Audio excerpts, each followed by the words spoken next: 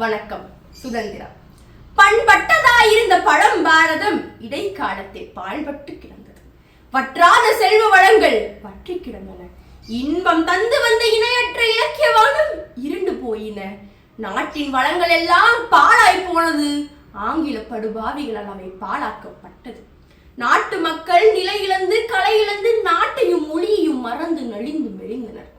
தாயகப்பற்று தரைமட்டமானது. அடிமை உணர்வு ஆட்கொண்டது. கல்வி வளம் காணாமல் போனது. மனித வளம் மக்கி போனது. நாட்டு வளம் நாசமாய் போனது.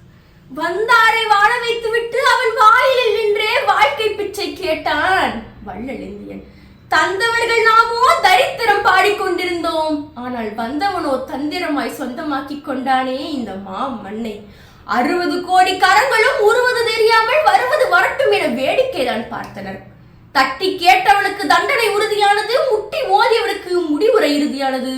கேட்பதற்கு ஆளில்லை இந்த கேடு கெட்ட வெள்ளையனை. அன்னையை சிறை மீட்கலாம் என்ற எண்ணம் எவருக்கும் எழவில்லை. உண்மையை சொன்னால் வன்மையாய் செயலாற்றும் வல்லமை வரவில்லை. திட்டங்களை தீட்டி மக்களை திரட்டினால் சட்டங்களை போட்டு தடுத்தே நிறுத்தினர்.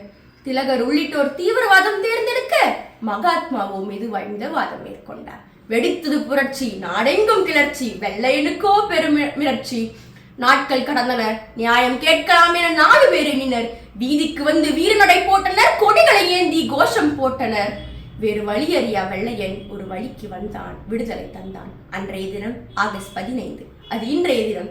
தியாக உள்ளங்களின் தீராத தியாகத்தாலும் உயிரையும் உடலையும் துச்சம் என்று நினைத்ததால் கிடைத்தது சுதந்திரம். ஏதோ மந்திரத்தால் கணிந்த மாங்கனி அல்ல சுதந்திரம். தந்திரத்தால் கிடைத்த பொருள் அல்ல சுதந்திரம்.